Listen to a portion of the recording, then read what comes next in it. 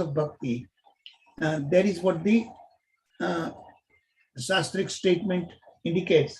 So that way, he rejects the statement of Sridhar Swami. I hope everybody is clear about that.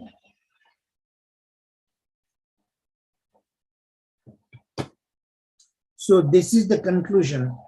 Bhakti is not caused by any pious act. Okay. So is bhakti attained by the mercy of Bhagavan? The answer is yes, but indirectly. So if his ahetuki kripa, causeless mercy, is the root cause, then one would immediately question, isn't he unfair? Because he says, Samaha Sarveshu Bhuteshu, all living entities are equal to me, so there can be no, actually, he should not be at fault. Bhagavan should not be at fault. And yet, he openly favors his devotees. Doesn't he punish the wicked, the non-devotees, particularly the demoniac personalities, and he protects his devotees? So that clearly shows that he is partial, but actually it is not right. It is not correct, Srila Vishwanath Chakravarti Thakur's, because why? This is his great quality. He is Bhakta Vatsala. He is very, very affectionate to his devotees. That is the reason he shows this apparent partiality, but he is not at fault, Okay, then question is here. This one again is a little complex slide, but let's go one by one. Okay, so there are 4 elements here. 1, 2. What's happening?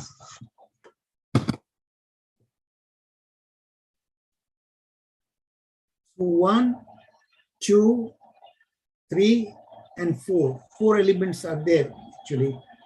And let's zoom it in first, number 1 and 2, okay? So here, so first one, like Bhagavan, if his mercy flows through his devotees, because he has a causeless mercy, but he transmits that bhakti, kripa, through his devotees, then won't the same criticism will hold to his devotees also? That means his confidential devotees are also kind of partial toward devotees, but no, the same argument that they are not like that actually. Here, like Bhagavan, his devotees also have the same character of ahetuki, causeless mercy, but then doesn't the same criticism apply to his devotees? And answer is no, because there can be no such fault in Bhagavan's devotee, just as Bhagavan is faultless. But this accord, so then Srila Vishwanath Chakravarti explains, so when he says devotees, actually it's not the Uttama devotees, not the topmost devotees who are like Bhagavan, who are equal to everyone, okay? But it is the Madhyama Adhikaris, the intermediate devotees, that doesn't apply to them. So they do show mercy. So actually we all have the experience. In fact, me too.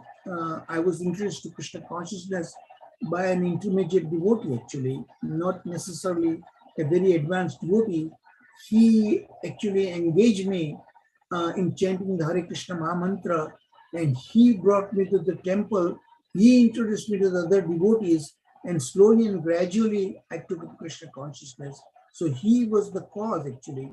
In fact, I remember very clearly, this was some almost 35 years ago. He was a Canadian citizen actually, settled in the US, who introduced me that. I still remember him. So it is a Madhyam Adhikari who are not bound by that, just like Uttam Adhikari, who must be impartial. There's Madhyam Adhikari, what are their characteristics, how they are defined, that they are intermediate devotees. First of all, the foremost, that they also have great love for the Supreme Personality of Godhead, okay? Now, one thing, and they are especially inclined, those who are devotees, and third thing, those who are still kind of open-minded, not necessarily a committed devotee, for them, they would provide the necessary instructions. Okay, this is what the mercy flows through like that. And those who are envious of Krishna, he will simply ignore. He will not get himself in the unnecessary argument with them, but he will simply ignore them.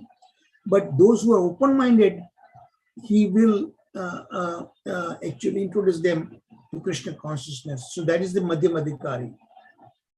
So here he says, Sarva Mahaguna Gana Vaishnav Sharire Krishna Bhaktir Krishner Guna Sakali Sanchare. Sanchar means spreading. So, or a Vaishnava is one who has developed all good transcendental qualities. Okay, and that comes from Krishna. Krishna has all the wonderful transcendental qualities, but unlimited. And same qualities, when you become a devotee of Krishna, then we also get it gradually. Okay, so all the good qualities of Krishna gradually develop in his devotees also. So an intermediate or second-class devotees called Madhyamadhikari offers his love to the Supreme Person of God. So these are the characteristics that which I told you. One, that they have great love for the Lord. Second, they are very sincere friend, close friend to those who are already devotees. Okay. Third, those who are aspiring to be devotee, open-minded, but they still have some misgiving, doubts. So to them, the intermediate devotee helps resolve their doubts and encourages them to bring to Krishna conscious platform. Okay. And those who are envious, the fourth characteristic of intermediate devotee, those who are envious to Krishna, he will simply ignore them, will not get unnecessary argument with them. Okay? So these are the characteristics. So it is the intermediate devotee who carries the Bhagavan's Kripa Shakti, Ahetuki Kripa Shakti, causeless mercy. It flows through not Uttamadhikaris, but these intermediate devotees. And we are all probably follow in that category. So we all have a duty to spread Krishna consciousness, to help those who are really open-minded, to help them bring to Krishna conscious platform. And that's what I'm trying to do in the conduct of all these courses. Second point, Sri Vishwanath Chakravarti Thakur now he further elaborates how it is the mercy of the devotees, this Mahat Kripa, through whom Bhagavan transmits bhakti. How does he do that? So refutes the interpretation of Kenapi Bhagya Udayena, Srila Bhakti, the Sridhar Swami Maharaj's statement that only good deeds, auspicious deeds, that's how bhakti emerges. And he rejects that. He already saw, he proved by elimination, but now in a positive way, he discussed that. How? He discussed the true interpretation to be Yat Richaya Mahat Sangha. So Krishna's special mercy, Ahetuki, causeless mercy, gives to his devotees, intermediate devotees, and he does not impose any kind of restrictions. He gives them a free hand, just like if our parents gives us some money, all right, and in the school, with that money, if you want to give help others, our parents doesn't interject in that, doesn't object that. Once they give the money to us, we have a free hand how to help others. The same way, these intermediate devotees, they don't have any kind of restriction as the Uttamadhikari do have, but they are supposed to be impartial, just like Bhagavan is impartial, okay? The Bhagavan is Bhaktavatsala, So that criticism does not apply to intermediate devotees because they have free hand. They got the Ahetuki Bhakti through Bhagavan, and they are freely distributed to anyone they chooses. Okay? So good fortune born of the mercy of exalted, that is wrong statement. Bhakti does not depend on any kind of auspicious deeds like charity,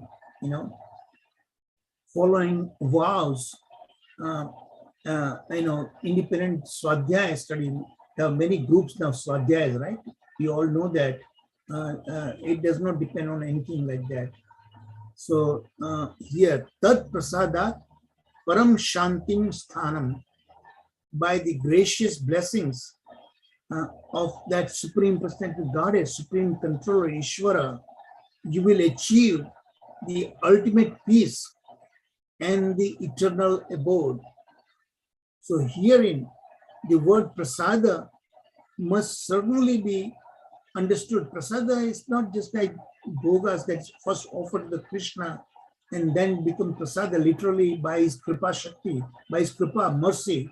So the prasada is actually mercy. So here, the prasada is used in that context, his mercy, causeless mercy, as a grace in the form of him bestowing his personal mercy potency through these intermediate devotees. Okay, so now that should be crystal clear to all of you. Okay, and they are not subject to that kind of criticism as the Uttamadhikaris would face. What is the criticism? That they should not be impartial. They should be, they should not be partial. They should be totally impartial. But intermediate devotees are free from that kind of restrictions. Krishna has given them full freedom. Through Krishna, they get the empowerment to spread Krishna consciousness. So they are very, very merciful, more merciful actually. So other segment number 3 and 4 now. Okay. So how is it Bhakti's self-manifesting nature? Bhakti brings Bhakti to be accepted. So Srila Vishwanath Chakravarti Thakur explains that Bhagavan has of his own accord bestowed this kind of excellence upon his devotees, especially the intermediate devotees, Mahat Kripa, that is called. So Srila Jiva Goswami in his Bhakti Sandarbha, he makes a statement that the particular significance of Mahat Kripa, the mercy of his devotees, okay, originally comes from Krishna, but this intermediate devotee has the full freedom to give, to spread indiscriminately. Okay?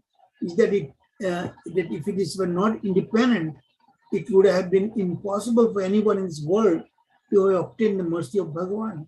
See, if it was not like that, a person like me would not have come to Krishna conscious platform.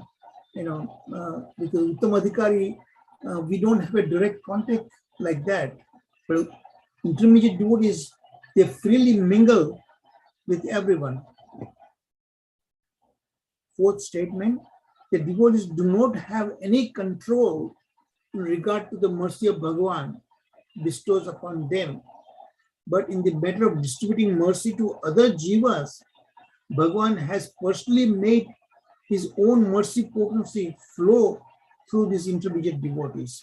Okay, thus granting them full freedom. As I just told you, they have no restriction whatsoever.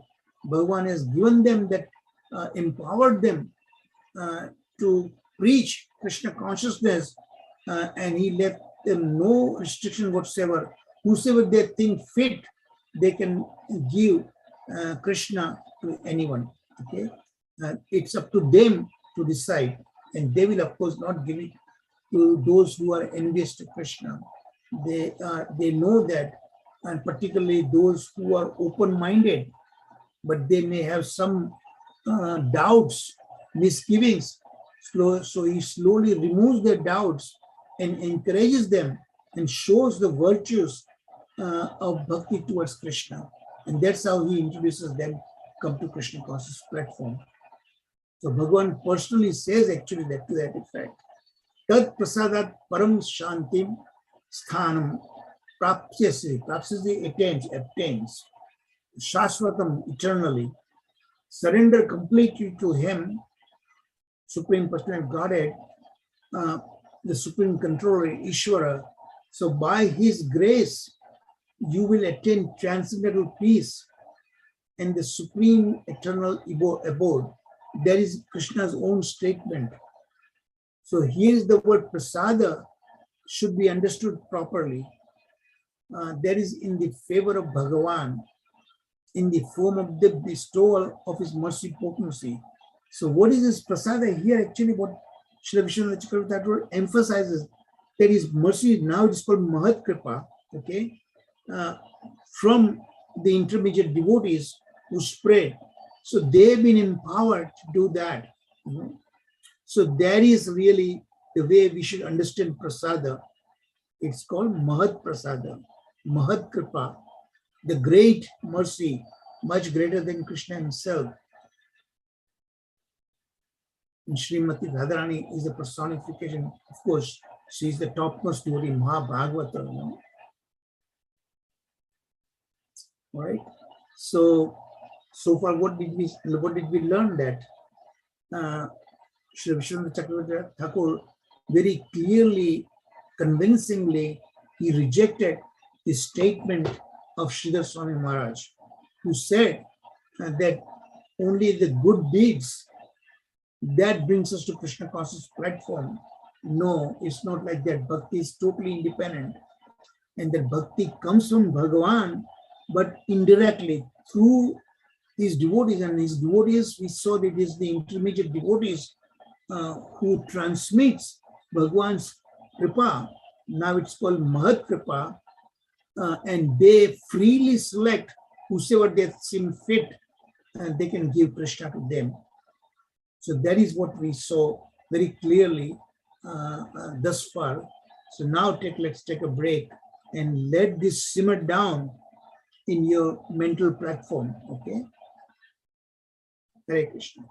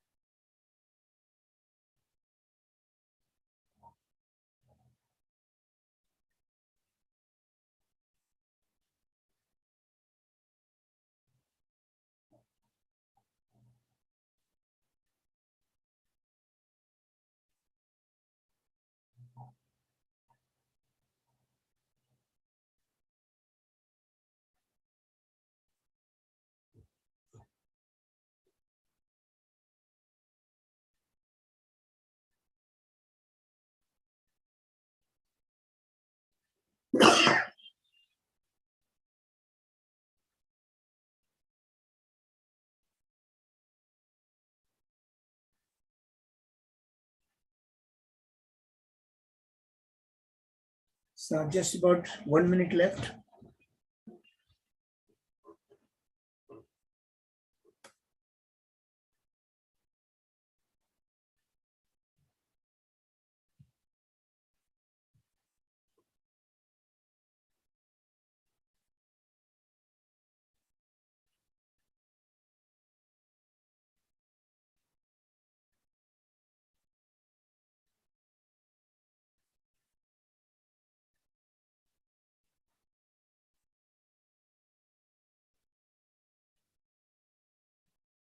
$30.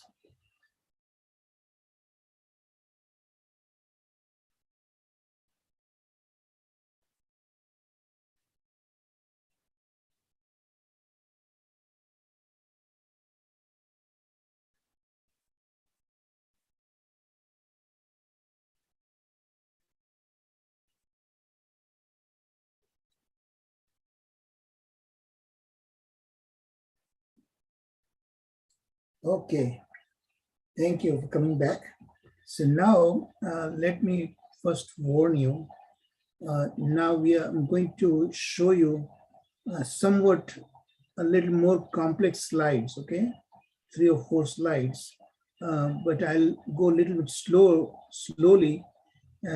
See, whenever we have this is a general rule actually.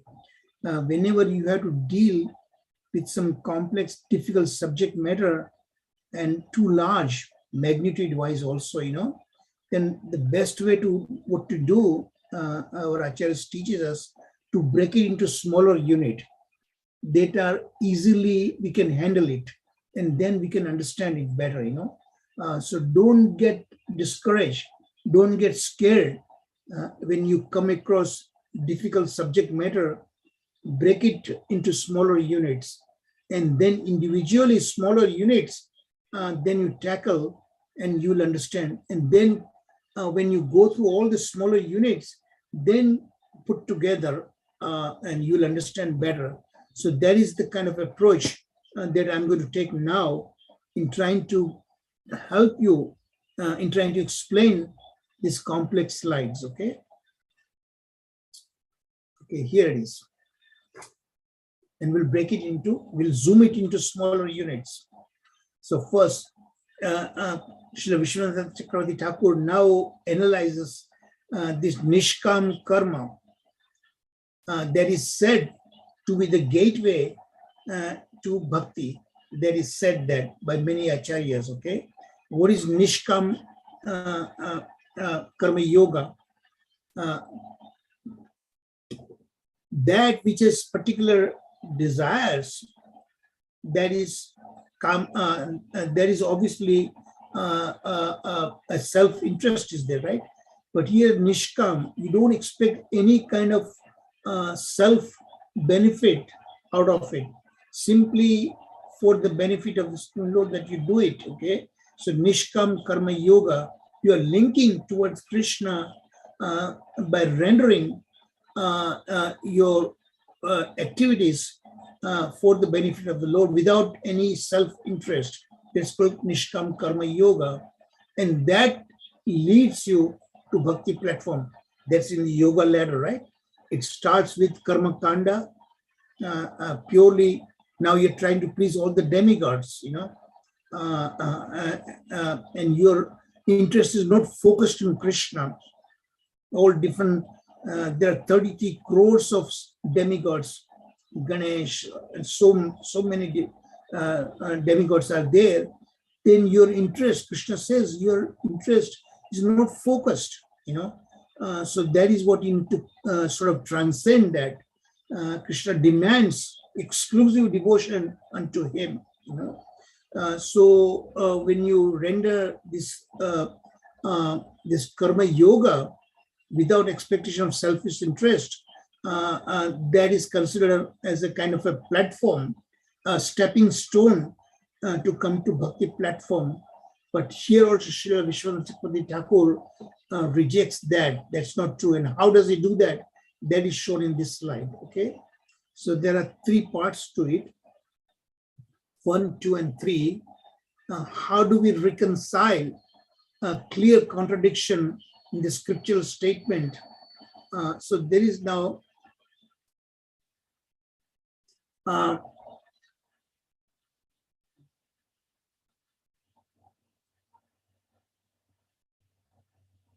so here, how do we reconcile?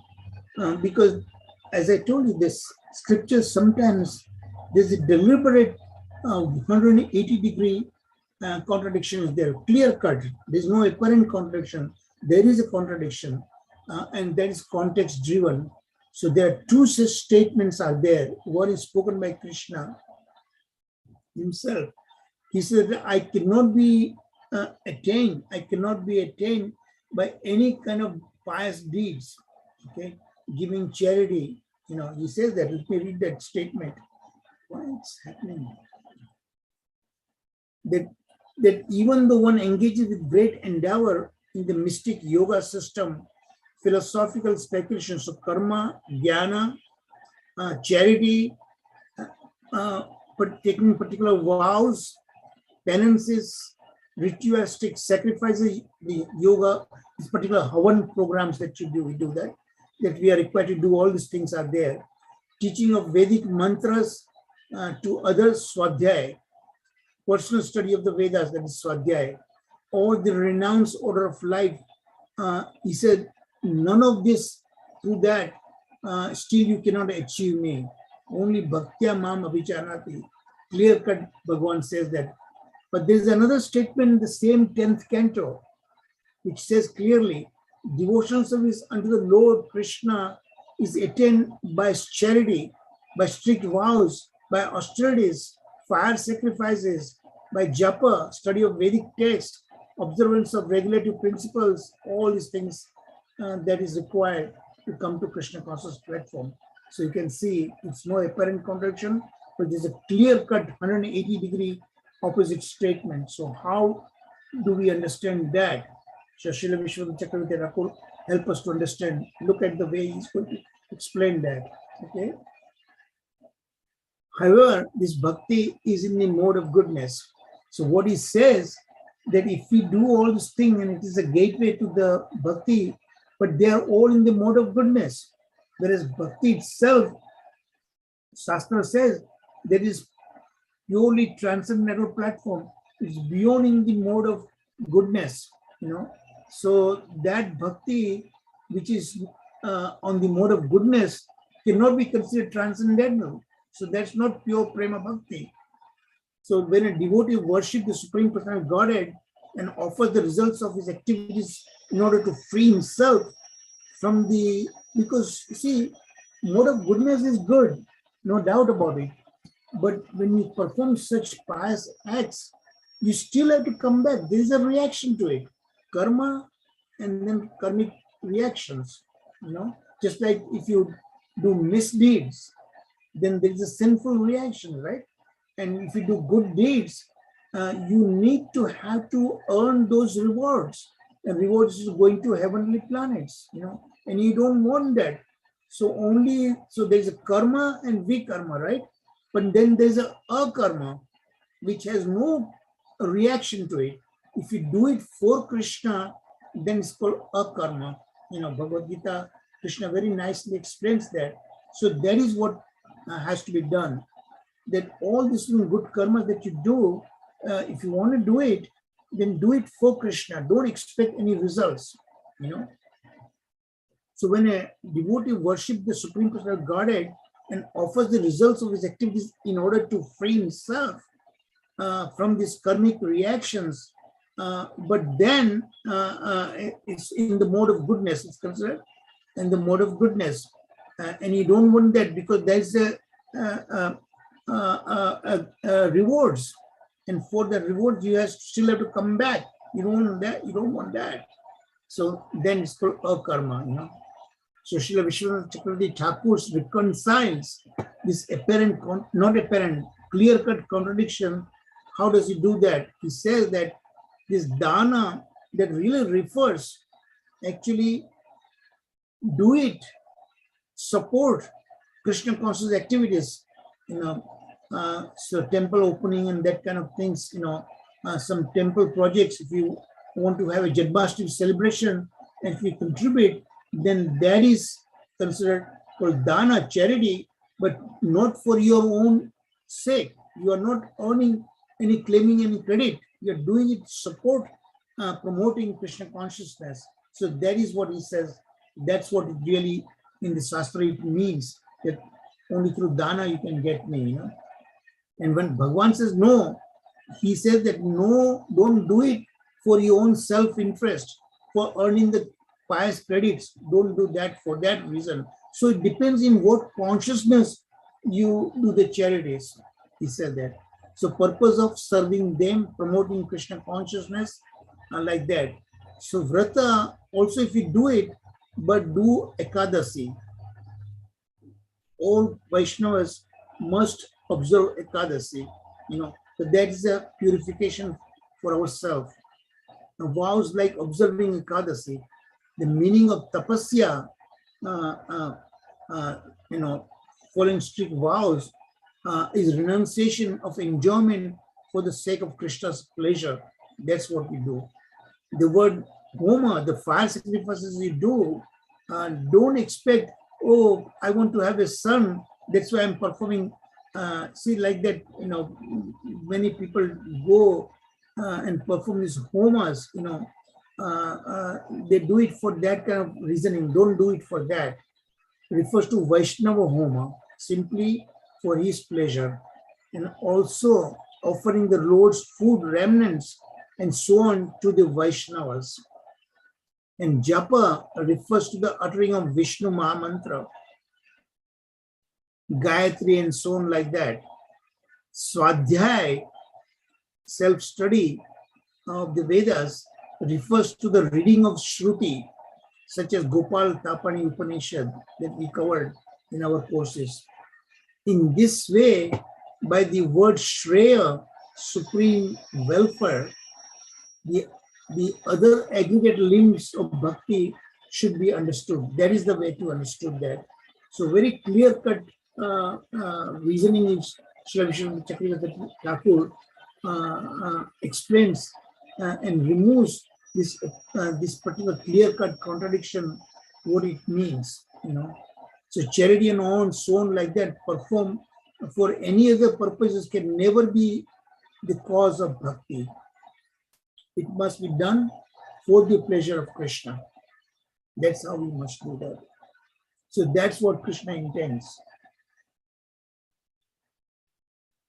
Okay, this is another complex slide. Again, there are 4 components to it, and we'll break it one by one. Okay. Yeah, Prabhuji, yes. Sorry to intervene, Prabhu. Everything is coming as very, very small letters, Prabhu. Maybe the screen display or something. It's coming very, very small letters. I know, but my screen is fully. I don't know how to solve, because on my screen, the entire screen is there. Full screen is there. But to you, because I have the other laptop, on that also it shows in a small screen on a part of. I don't know how to solve that. Hare Krishna, Prabhu. I think I have the solution, because I'm using that. The thing is, on top of your screen, you see view options. So if you go to that view options and you click on that, then you have the different zoom options. So not Chandra Prabhu, not Charu Prabhu, not Charu Prabhu, individual devotees. If you view on that view option, you can go and that's what I did. Yeah, thank you, Prabhu. That is a good solution. I see that. Yes, it's full screen. But still, that doesn't work still. It works, Prabhu. It works. For me, it works. For others also, I should think it will work. Because it is... It works for me. Prabhuji, it works you can put any percentage you want. 50%. Even 50% is fine, actually. 50%. Just move the screen to your center of your screen later on. That's all. All can try. Mataji, which option, Mataji? On top, you see, no, one green is there. You are viewing Charu Prabhu's screen, and next to that, there is view options, right? Yeah. Can you see on top of your screen? Handle side-by-side speaker, side-by-side gallery, and then says full screen. So put that full screen. Yes, Mataji, it is working. Yes, Prabhu, yeah. Thank you, Prabhu. Hare Krishna. Thank you, Mataji. So if you spread that, you'll see the screen bigger. Thank you. Thank you, Mataji, for suggesting that. So, Srila Sorry to Vishwanath, disturb the class, Prabhu. okay. So, Vishwanath Chakravarti Thakur focuses on topics such as dependence on bhakti or practices like karma, jnana, and yoga. Here, Lord Brahma says statement, "My dear Lord, devotional service unto you is the best path for self-realization. If someone gives up that path and engages in the cultivation of speculative knowledge, like this jnana philosophy, then he will simply undergo a troublesome process." Now, this is Lord Brahma's own statements, authoritative statements. So he will simply be some trouble, it finds trouble process and will not achieve his desired result. As a person who beats an empty husk of wheat cannot get the grain, an analogy. So one who simply speculates cannot achieve self-realization, because our speculative mental speculation, we are not perfect. So we could be wrong. Somebody could defeat you easily. So accept that what the Vedas says, Shabda Pramana. Same way, this part 2, Srila Vishwanath Chakravarti Thakur, in his Sharartha Darshini, he comments. Sharartha Darshini is his commentary to the Bhagavatam. Okay,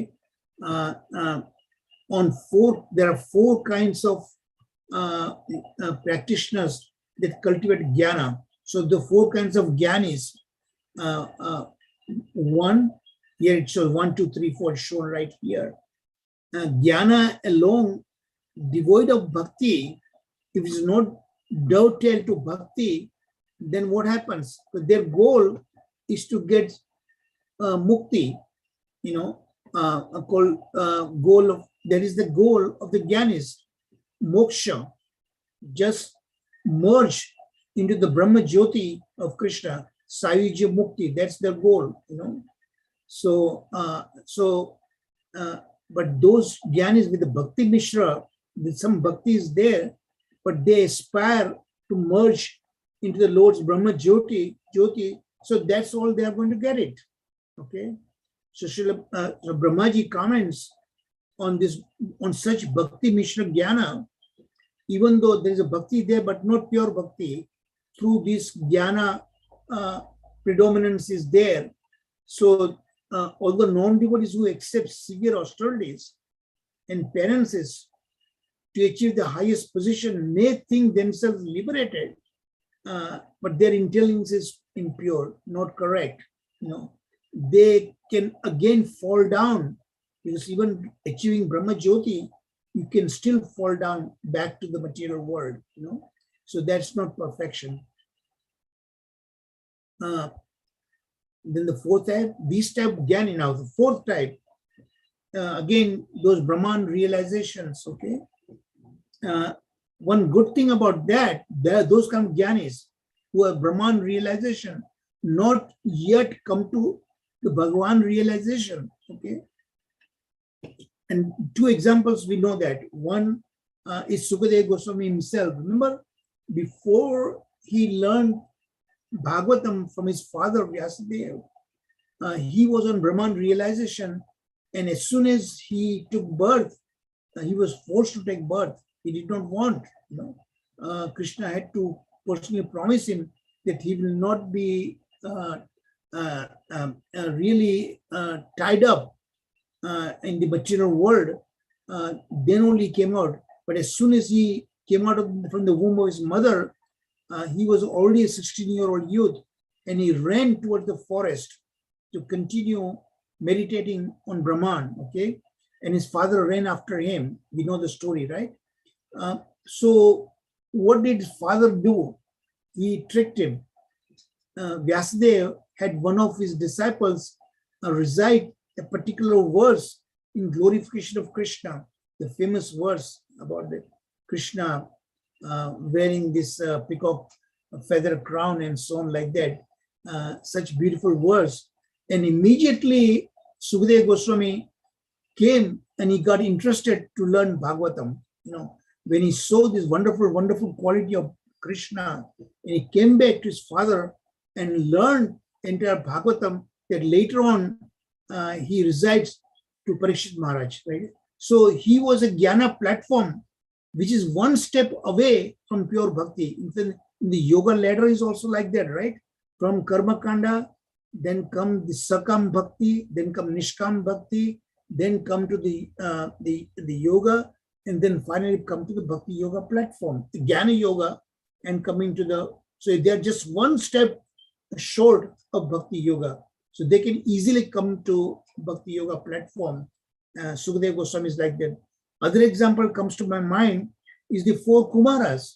They were also on this Brahman realization stage when they went to Vaikuntha planets, and how they were stopped by the 4 doorkeepers, Jai, Vijay, and so on like that. And he was, these 4 Kumaras cursed him, right? So at that time, before greater damage were to occur, Krishna came running with bare foot, okay? So when Krishna was coming from distant, and as you know, Krishna on his legs, there's a Kamal Dala, Tulsi Dala. The Tulsi leaves are attached to his lotus feet. So the aroma of Tulsi Dala from even the great distance, when entered the nostrils of these 4 Kumaras, immediately from Brahman realization came to Bhagavan realization. So that is the advantage of such jnanis. They're just one step away from pure bhakti if they are introduced to the great devotee directly by Krishna or great devotees. So that is what is explained here. Okay, this is 4 kinds of jnanis that we just covered. Okay, now the point 3. Here Narada Muni says to Vyasa, let me see this. Yeah. So here 3 and 4, the zooming in now. So Narada Muni says to Vyasa, one who has forsaken, who has given up his material occupations to engage in devotional service, you come to Bhakti platform, may sometimes fall down, okay? Imperfection, sometimes, but is whatever the bhakti they have rendered so far, it never goes west. It will save them from greatest fear, and they will again come back to Bhakti platform, and they'll pick up from where they left off. But those who are not in Bhakti platform, non-devotees, when they are fully engaged in occupational duties, never gain anything. They are completely lost. So that's a big difference,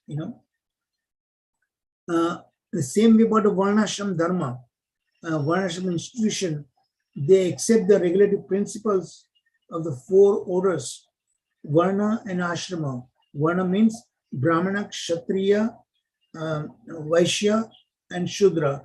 And the 4 ashramas, Brahmacharya ashram, Grihastha ashram, Vanaprastha ashram, and Sannyas ashram. So Varnashram, they dictate specific duties, which particular Varna or which particular ashrama you belong to, that there are rules.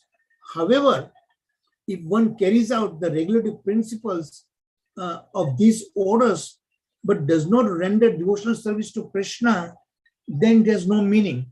So there is a Daivi Varnashram Dharma, not that, then it falls to hellish condition.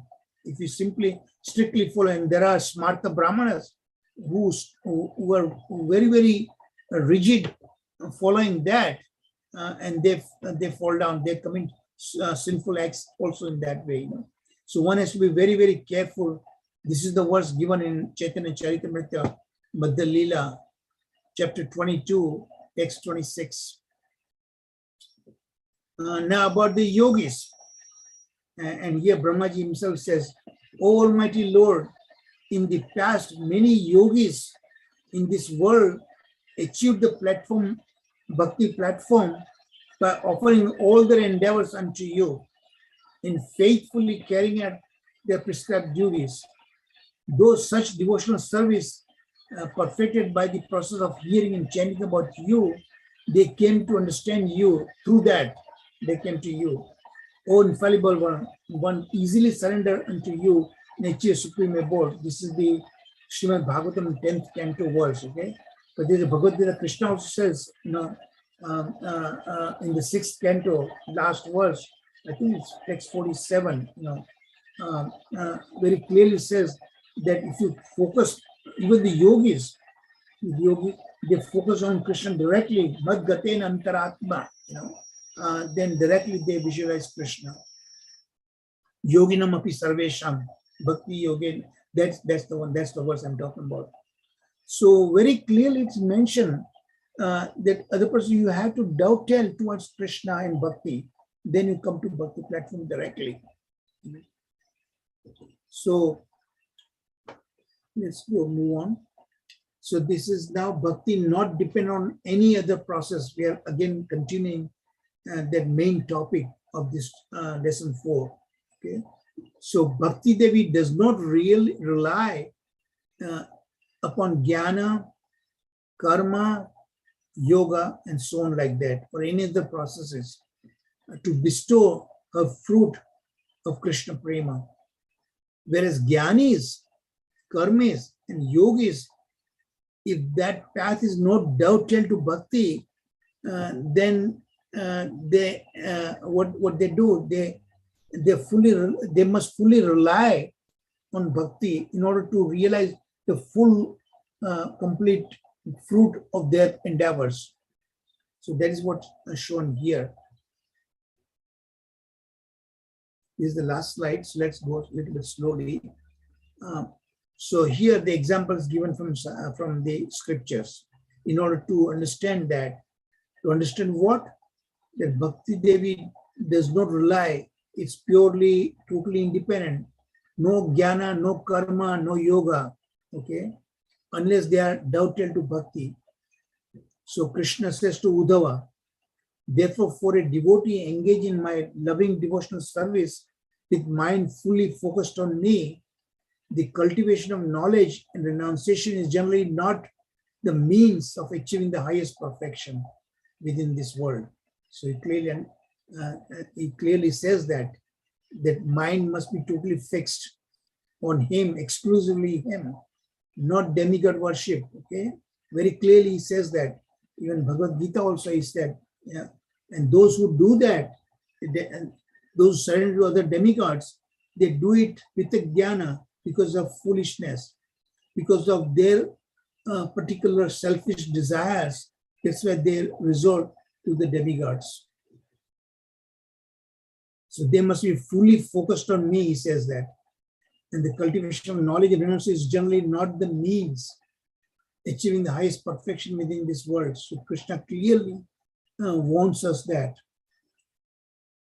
Second point, the path of speculative knowledge, the philosophical jnana path, and renunciation is not essential for devotional service. You don't need to be there. Indeed, good qualities such as non-violence and control of the mind and senses automatically accompany a devotion to Lord Krishna. Because bhakti comes through him. That is the main point here. So you don't resort to your own whims, your own way of approaching him. No, only the approach through him the way he wants it. Anukulayena Krishnano, Shranam Bhakti Uchyate. By rendering devotional service under the personality of God, Shri Krishna, one immediately acquires causeless mercy. So Jnana and Vairagya are the side product of Krishna Prema Bhakti. Automatically, whatever you need, Krishna gives. Yoga Kshemam Vahamiyaham. Whatever you have, Krishna says, I protect. And whatever you don't have, I provide you. So everything that is needed to approach him comes from him. Tesham satati yuktanam bhajatam pratipurvakam dadami buddhi yogam tam yena mama upayanti te. I will give you all necessary directions, intelligence to come to me. So don't resort to your own way of coming to me. In Priti Sandarbha, Srila Jiva Goswami says, and I'll straight away translation, Bhakti cannot tolerate mixing with other practices like jnana and karma. Don't do that. Bhakti itself will give you necessary jnana. So here jnana, what it refers in Bhakti is Bhagavad Tattva Vijnanam, science of Krishna.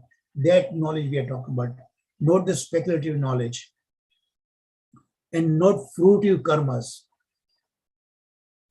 In bestowing prema, which is the fruit of bhakti, the assistance of karma, jnana, etc. is certainly not needed. Bhakti is totally independent. Rather, the mere fragrance of bhakti, even the essence of bhakti, that is more than enough. Semblance, what's called, just like Ajamil, when he chanted Hare Krishna, the potency of Hare Krishna still worked, even though he did not intend Lord Narayana. What he was calling Narayana, that was the name of his youngest son, because he was so much attached to him. But still, the word Narayana, its potency was effective, and he was prevented when the Yamadutas came to take him to Yamaraj for punishment. They were prevented by the Vishnu Dutas, by the messengers of Lord Vishnu. So that is what helped him. Excuse me.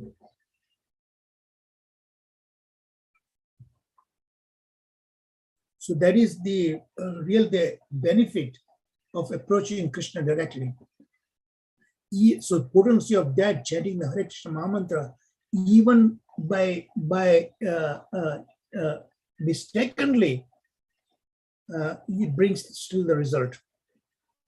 And then finally, Krishna says to Uddhava, everything that can be achieved by fruitive activities, by penance, knowledge, detachment, mystic yoga, charity, religious duties, so and so, etc., etc., etc.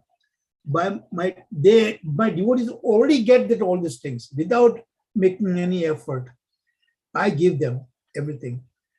Krishna says, if somehow or other my devotee desires promotion to heaven, liberation, his devotees never demand that actually. But even if they wish, Krishna said, I will give them liberation or residence in my abode. He easily achieves such benedictions. Krishna says that. But Krishna gradually, slowly purifies his consciousness to take away from those material desires. So devotee may have material desires, surely, because we are not yet reached to perfection. In that our sadhaka stage, in our learning stage, Krishna protects that, So he may give that, but at the same time, he will purify from within the depth of our heart and removes those affinity for material desires. He will slowly purify that. So that's about it. So very nicely, Srila Vishwanath Chakravarti Thakur explained to us and removes some of the contradictions in Shastra, and he helps us clearly understand that bhakti must be free, totally free from this jnana, karma, yoga pathways, totally independent. And the so-called statement that all these things are this nishkam karma yoga and all the gateway to bhakti, that is also not true. True in the sense they are true, they are in the mode of goodness. There's bhakti is transcendental, beyond the mode of material goodness, pure goodness, Shuddha Sattva Guna. So that way, that is not pure bhakti. When Vedas, Vedic scriptures makes that kind of statement, you have to properly understand. And Srila Vishwanath Chakravarti Thakur help us to properly understand. The bhakti is totally independent, and that is given to us through his devotees, and the devotees also, those are intermediate devotees, okay, who help us to come to Bhakti platform. And how do you know that you are intermediate devotee? You know, because a neophyte, because you see, remember, they are not clear cut exactly in term bhakti, a neophyte, not exactly. It's a spectrum of that. Okay, a spectrum of all these three divisions. So when you try, how do you know you are intermediate devotee? Intermediate devotee, those who develop love for God, okay, and they help other devotees, those still struggling, help. They are very, very merciful, compassionate to those, and those who are really devotees, they are very, very friendly to them, you know, and they will avoid getting arguments with those who are envious to Krishna. So those are the characteristics that you can tell yourself whether you are an intermediate devotee or not. You are not Uttam Adhikari because you don't have that powerful way to argue and defend Krishna consciousness. Somebody powerful debater comes along.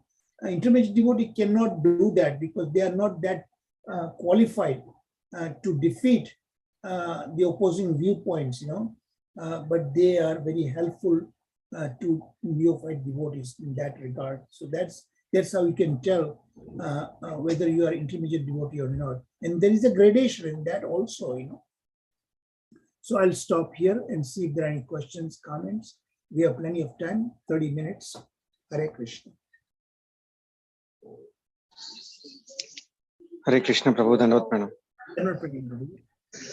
Wonderful session, Prabhu. Thank you very much. Such a detailed slides, detailed information, Prabhu. Thank you. Maybe I have a little fundamental question, Prabhu. I'm sorry for that. It's like we do many times we hear about karma yoga. We do many times we hear bhakti yoga. Okay, and the information what you have given is so elaborative, Prabhu. It's like, how do I understand that in karma yoga we say that we give the fruitive results, we give up the fruitive results, we don't attach. That is what we saw in karma yoga, because yoga is there in that word, and yoga means we connected to Krishna. Okay, that is karma yoga. So how do I understand, Prabhu, that I am getting stuck at karma yoga and not moving to bhakti yoga? Okay, I am not sure you understood my question, Prabhu. Or moving towards the bhakti yoga, not getting stuck at karma yoga only. So how do I understand, Prabhu? That is my question. Karma yoga means fruitive activities, but Yes. now the fruit you are giving to Krishna. Yeah. Your fruitive desires are there, but you are right there. You're telling Krishna, please, I'm doing this thing because I have desires, but I'm doing it for you, you know. So that is through your fruitive karmas. That's what intended. But that fruitive karmas, that what he says, it's still karma mishra bhakti. It's not pure bhakti. Bhakti itself is also karma, actually, right? Yeah. Karma means you're performing through your bodily senses and the mind. But that you do it totally to Krishna's pleasure and no fruitive desires of your own, even though you are surrendering to results of the fruitive karmas, you're connecting with the Supreme, still it brings results, right? You are offering the results to Krishna. So it's still not a pure bhakti, it's karma mishra bhakti. Bhakti with fruitive desires. So am I answering your question, Prabhuji? So yes, Prabhu. So even though you are not attached to the results, even if you give up the results, that is karma mishra bhakti, you're saying. Yes. Okay. And doing everything for purely for Krishna, that is kind of like a bhakti. We're going towards that direction of bhakti. Okay. For Krishna's pleasure. So bhakti is karma itself, but there is no fruitive karmas. It's for his pleasure you are doing it. Understood. You are saying that in a karma mishra bhakti, you are performing, this the results is there, you're offering the results back to Krishna. So Krishna said, when you have that, what you do, you just, everything you do it for me. That verse in Bhagavad Gita says that, everything that you do, do it as an offering to me, then it's pure bhakti. I understood, Prabhu, now. So you got it. make a transition from primitive karma, karma mishra bhakti, and come to transition to pure bhakti by doing that task. Do it for me, for my pleasure, he says. The same with Jnana. Got it. It's like I gave you two examples, right? The Sukadeva Goswami and the four Kumaras, they were in Brahman realization Jnanis. One step forward. Immediately when Sri Vyasadeva had these particular words of Krishna's glorification heard by Sukadeva Goswami, immediately came to Bhakti platform. Then with the four Kumaras, when the aroma of Tulsi Dala entered their nostrils, immediately they came to Krishna. So they are that close. So Krishna also said in Bhagavad Gita, he glorified those Gyanis, particularly of those kind of Gyanis, okay?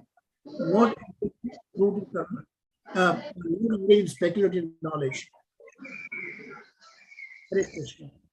Thank you, Prabhu. I understood, Prabhu, now. Thank you. Thank you very much. Haribol. Hare Krishna, Prabhu. Go ahead, Mother. Very grateful for your class today. Thank you very much.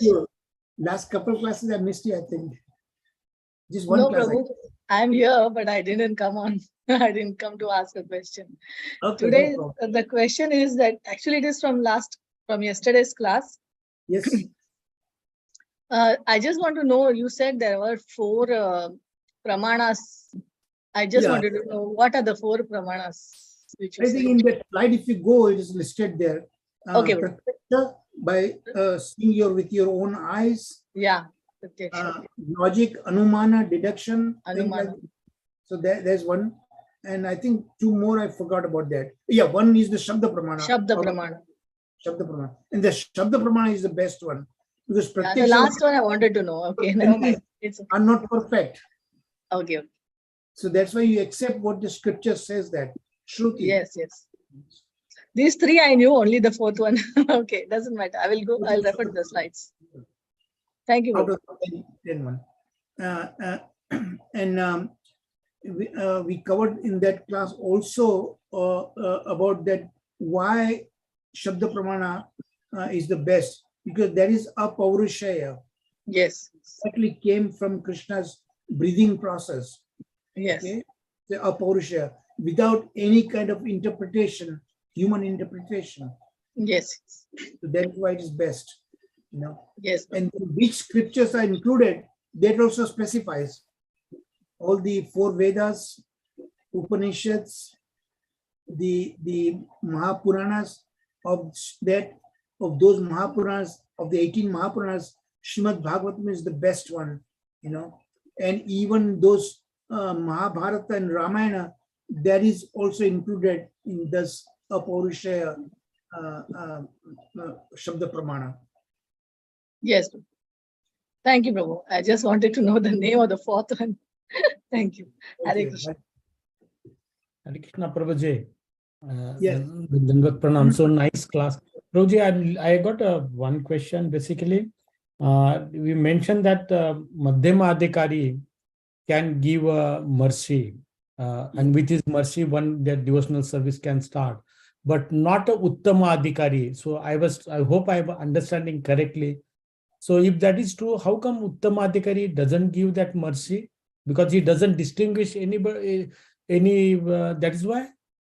Because Uttamadhikari, like Bhagavan, they are supposed to be equal to everyone. They should not show partiality. That's the reason. Whereas the intermediate devotees, they are immune from that. They are not required to be like that. And they have been empowered by the Lord. That's why it's called Mahat Kripa. Krishna gave them, empowered them, but Krishna did not attach them to restrictions like Uttamadhikaris, like himself, that they are supposed to be impartial. Whereas in intermediate devotees, they can give freely to anyone that they see fit. Prabhuji, I have another question. Like it is the whole chapter, whole discussion was that Sat Guna, the mode of goodness. those who are, it's not a gateway for a bhakti. That is the, basically if they are Shastra says it's a gateway, but here Srila Vishwanath Chakravarti Thakur says no, but disputed. gateway Yeah, is there, but it's in the mode of material goodness. So that I is agree. So, yeah, pure Prabhuji, bhakti is transcendental. yeah. So my question is that it is also said those people who are in the mode of goodness, their all senses are illuminated. So they are prone to go further. If they want, they are prone unless until they condition, right? In Yeah. Bhagavad Gita says, but those are already in the mode of goodness. Those people want to know more. They can easily, move upward in the ladder, right? Bhakti. Are you familiar with the yoga ladder? Are you Yes. familiar with yoga ladder? Yeah. Where the yoga ladder starts with karma kanda, Yeah. then karma yoga, sakam karma yoga, nishkam Yeah. karma yoga. Yeah. Then this jnana platform comes, right now. Yoga, Right. Nishkam yoga, and then jnana platform, and then comes to bhakti yoga. So that Yes. nishkam karma yoga is somewhere in between, in the Okay. yoga ladder. So they make progress going up the yoga ladder, but they're not reached to that level until they give up that nishkam karma yoga, because that is still on the material mode of goodness. They have to come to go through that yoga ladder, come to jnana platform, and then come to bhakti yoga. But why going through this Right. ladder? You can take an elevator, go straight to bhakti platform. Yeah. So Krishna Yeah, recommends understand. So the don't purpose go is through that they this should not get process, stuck up. straightly Yeah, engage in bhakti platform. yeah, they should not get stuck up with that platform of They bhakti, must transcend that, they must satguna. get They should go up. Otherwise, the better. hierarchy is not required. That yes. Thank you. Thank you. Thank you. Any other questions, comments? Hare Krishna Prabhuji, Dandavat Pranam. Hari bol, Mataji, Samta Mataji. Prabhuji, so when you say unintentional bhakti and uninterrupted bhakti, but in the Madhyama and the Kanishta stages, one is still very much attached to the body and one's first relations, like we're very attached to our relations. It doesn't go. Over a period of time, of course, it goes. So in that case also still bhakti will beget bhakti. Will it still progress? Yeah, Because it becomes unintentional, intentional then. you're We are already, worshipping you're already on God the with fast train. intention. You're already, Prabhuji, you're you're on mute. already on the fast train going to full perfection. Krishna will protect. And the best way for an intermediate devotee for us to do here in this lesson, we particularly learn, try to preach others and help them from your own level. See, when you preach to others, it doesn't necessarily demand that you have to be on a perfect platform. Whatever the platform you are, from that level you preach. You have enjoyed, you experience the pleasure of chanting Hare Krishna, right?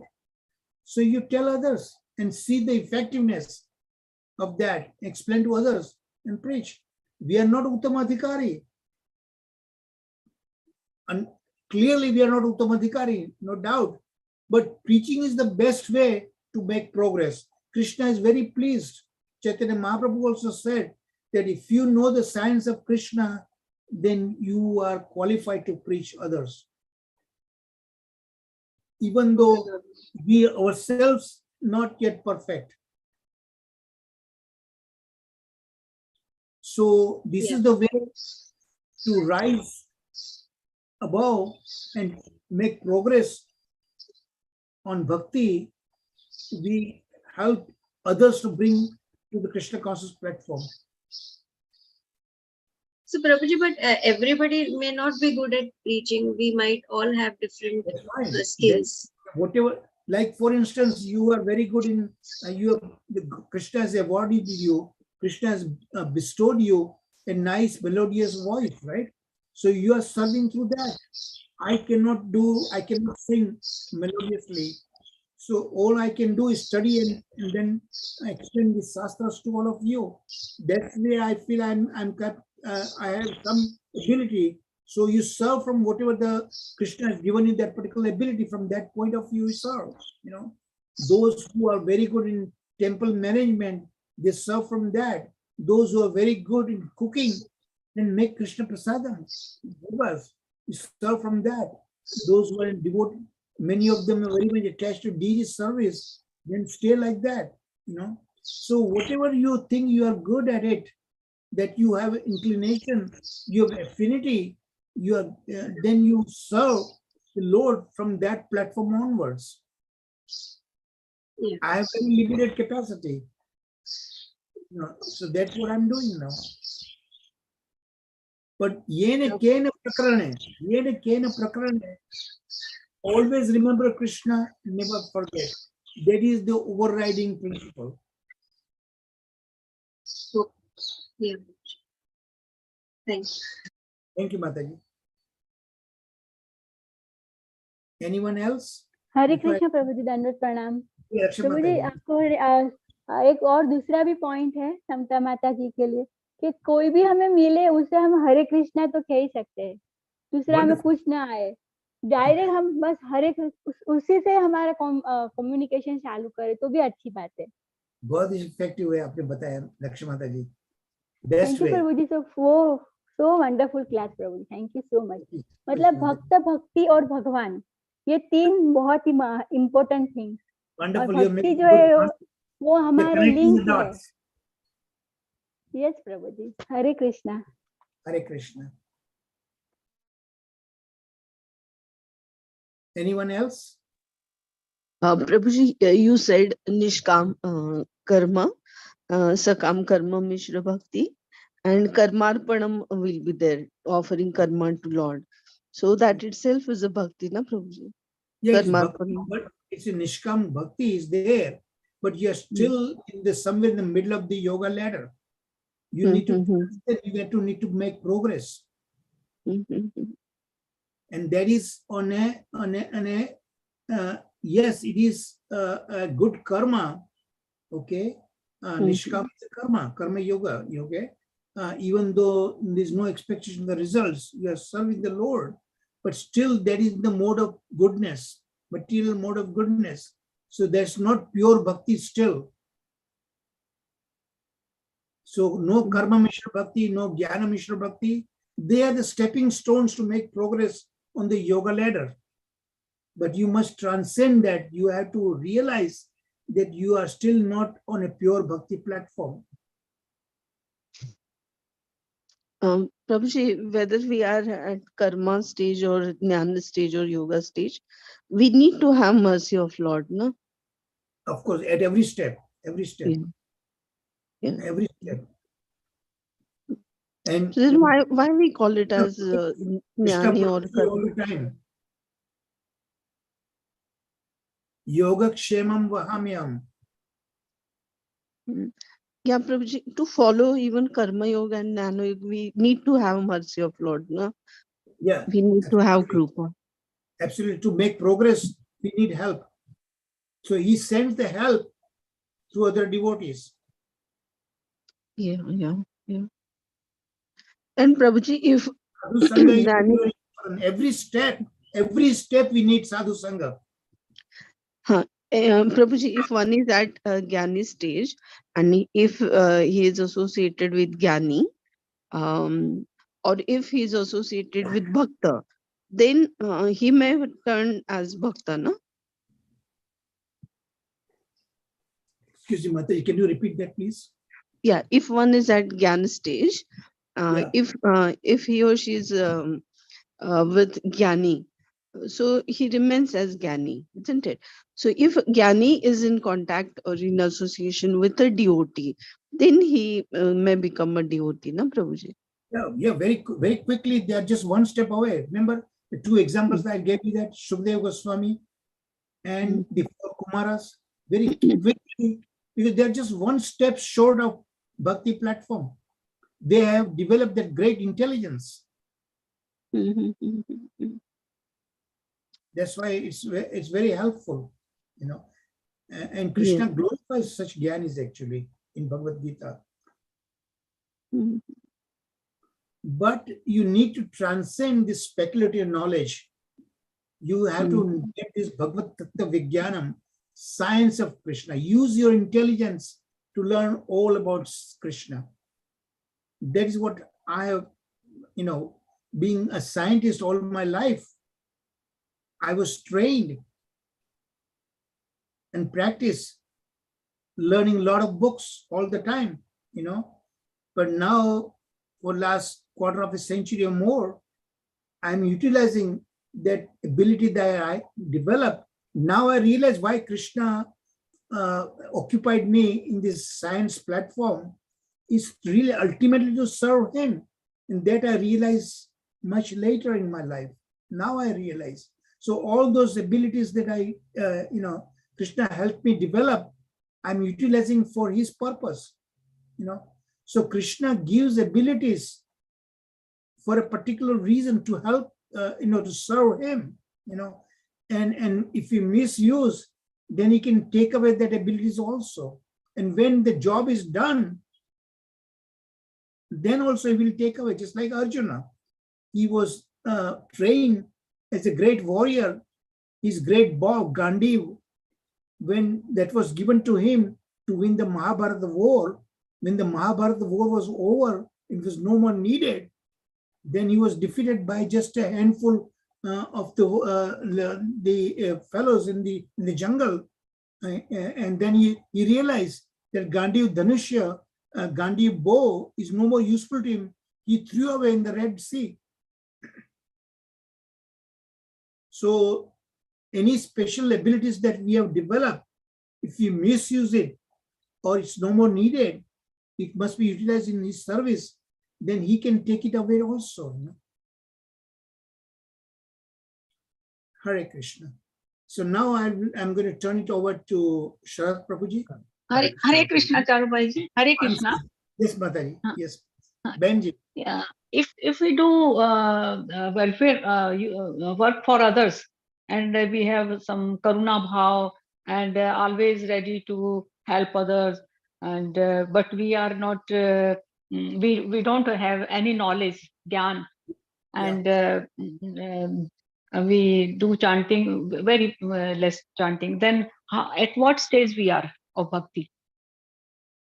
Yeah, at least you're chanting that you have developed, you realize that Krishna is the supreme and I must serve him. So that realization itself, you help others to come to that platform. You chant and you realize the benefit of chanting, you help others to chant Hare Krishna, or at least let them hear you chant, So that way you are really preaching, you are helping from your own platform, So thank you, Bhaji. Thank you. Don't consider that you are a neophyte that way, We are neophyte in the sense we are always in the learning curve. We are always learning. We are sadhaka. We are practitioners. Yes. Yes, Bhaji. I told you, there is no fine, clear-cut divisions, neophyte, intermediate, uttama.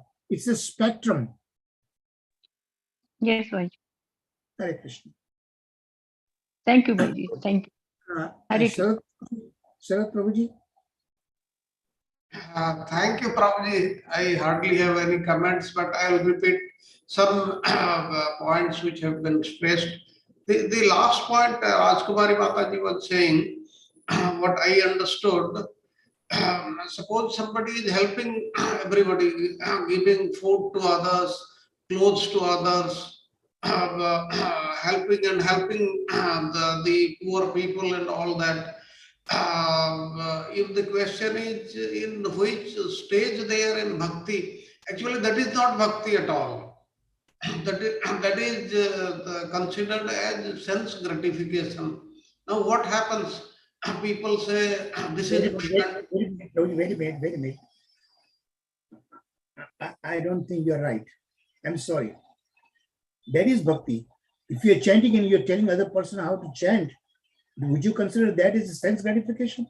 No, I am not saying chanting is bhakti. There is no doubt in that. Just helping people, feeding them, giving them clothes. No, that is not bhakti. There is a pious activities that we learn clearly. That is not bhakti. Yes.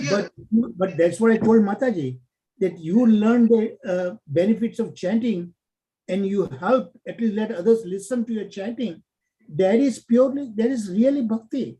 That is no sense gratification whatsoever. Yes, yes, I totally fully agree with it. The 9 stages of bhakti, starting with Shravanam, Kirtanam, it is Kirtanam only. There is no doubt in that. But you'll find very many people, they take part, no, they do not take part in the process of bhakti, but they say, we are looking after the people, we are feeding them, we are doing so many things. Yes, these are then that is not part of bhakti, but that means that that person, he'll be having some good credits in his account, but ultimately we have to be out of this and follow the path of bhakti. And bhakti starts with Sravanam Kirtanam only and nothing else. That is these are the steps. And today we learned that someone may say that since Bhagavan is protecting the devotees and he is killing or slaying the demons, then he does indeed have the shortcoming of inequity. That means he is partial to somebody and he is not partial to, he is favorable to somebody else.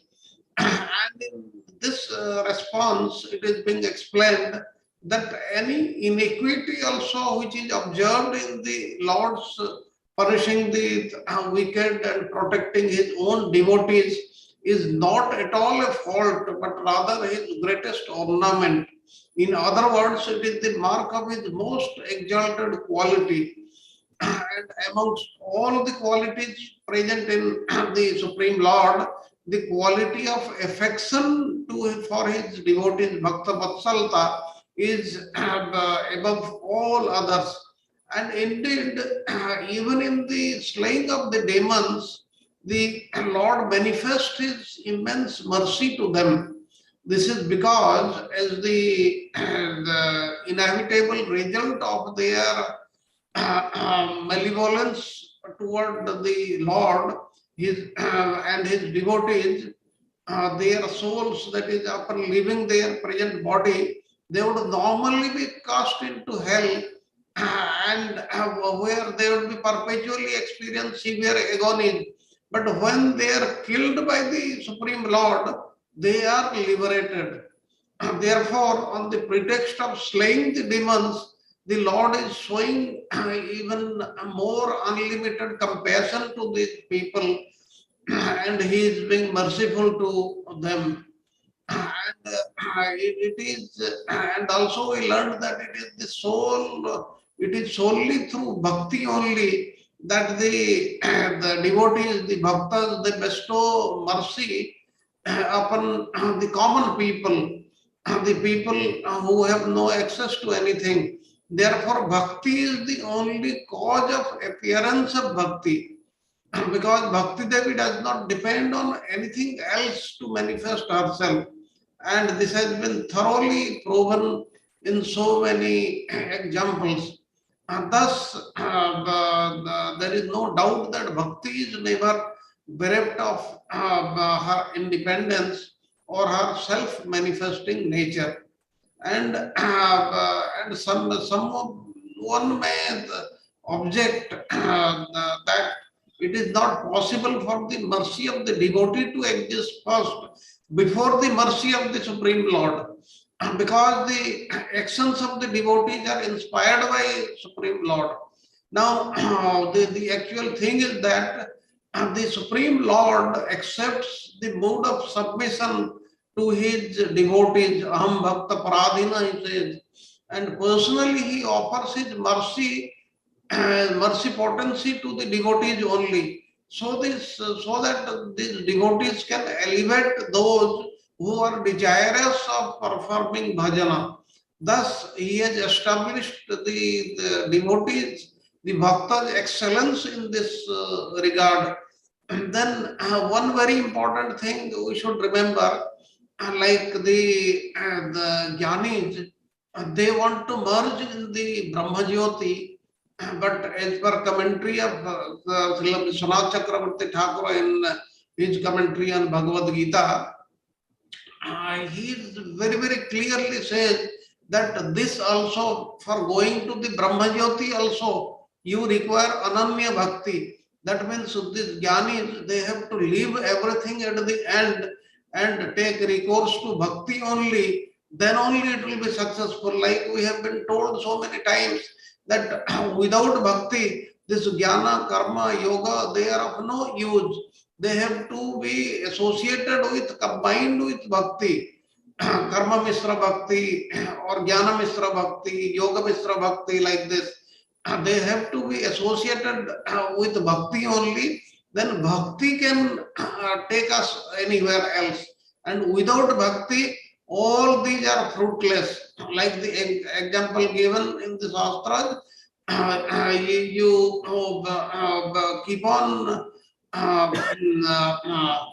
you want to take out say rice from husk, and you keep on grinding, but still you cannot get any the rice from it. So that is the example given. Therefore, this bhakti is supreme and bhakti is everything else. That's why everybody should leave everything and start doing bhakti.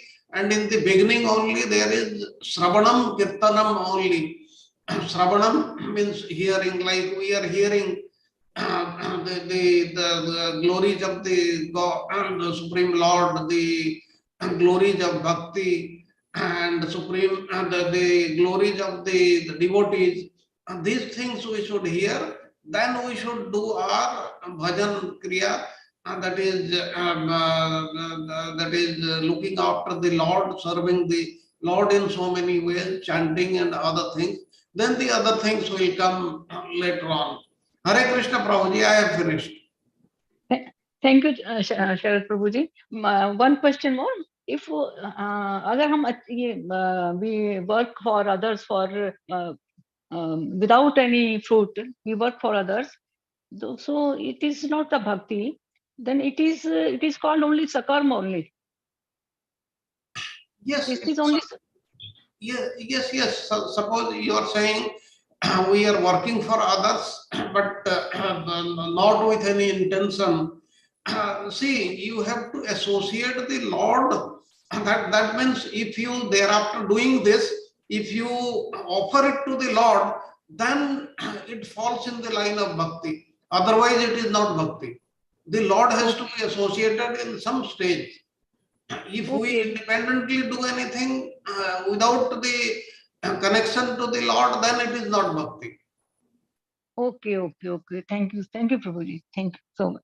Benji, the 12th chapter of Bhagavad Gita, it says that if you are not bhakta, you are not in bhakti yet. But if you support those bhaktas, then is the next best opportunity.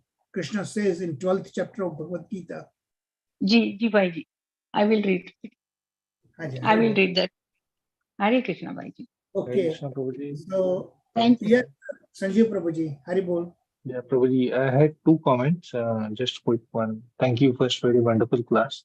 To add to question from Mataji, just one thought. Like, I think her question is like often, if I understood right, often we have these certain NGOs and all. They come, they take some food or cloth and all to distribute among people who might be in a situation which are affected by flood and all. So is that bhakti or not? But I think what Sarat Prabhu said, that made sense, that if we offer that to the Lord first and then give away everything, then it would become prasadam. So that's how it might get connected to bhakti.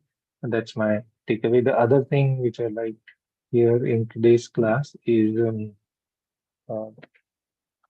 finally, I think the takeaway summary is for the Madhyam Bhakta, or the bhakti comes to us through the Madhyam Bhakta. So we have that very strong sense of duty, that only through Madhyam Bhakta, or at least mostly it comes from Madhyam Bhakta. So we have to engage very heavily in preaching. I think that's a key takeaway, if I understood that right. So thank you, Prabhuji. Very good, Sanjeev Prabhu, you correctly understood, right? So we are all in that stage, supposedly on intermediate level. Then our duty is to really help others to come to Bhakti platform. Those, at least those who are open-minded, help them to come. Let them listen Hare Krishna. Let them listen all about Krishna, his pastimes, and so on like that. That is how you help others to come to Bhakti platform, Hare Krishna. So that Thank you, Prabhu. If there are no further questions, I'm going to request Saga Prabhu. Haribol, Saga Prabhu. Yeah, Hare Krishna Prabhuji, please accept my humble obsession. All glory to Srila Prabhupada. Namaste Narasimhai. Namaste Narasimhai. Prahlada Ladahine. Prahlada Ladahine. Hiranyakasipur Bhakshan, Hiranyakasipur Bhakshan, Shilatankar Nathale, Shilatankar Nathale. Ito Narsingha, Parato Narsingha, Ito Narsingha, Parato Narsingha, Ito Yami, Ito Narsingha, Ito Yami, Ito Narsingha, my Narsingha. Hriday Narsingha, my Narsingha, Hriday Narsingha, Narasingha Madin Saranam Prapade, Narasingha Madin Saranam Prapade, Vakala Kamala Bhare, Nakhadbhuta Singham, Dharita Hiranyakasipur Tanu Bringam, Kesavadita Narahari Rupa. Jai Jagadish Hare, Jai Jagadish Hare, Jai Jagadish Hare.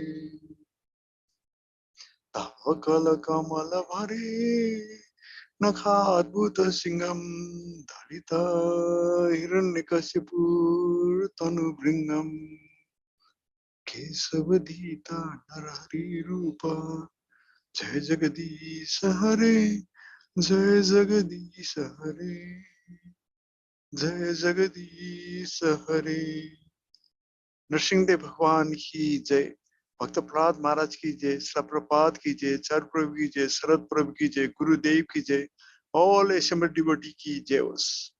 Hare Krishna Krishna Krishna Hare Hare, Hare Ram Ram Ram Hare Hare.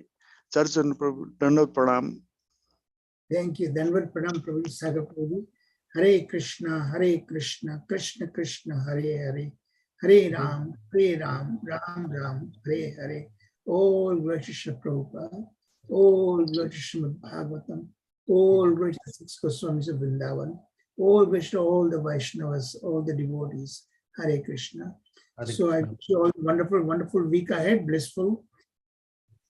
And we meet next weekend, next Friday, this particular Prema Vivarta.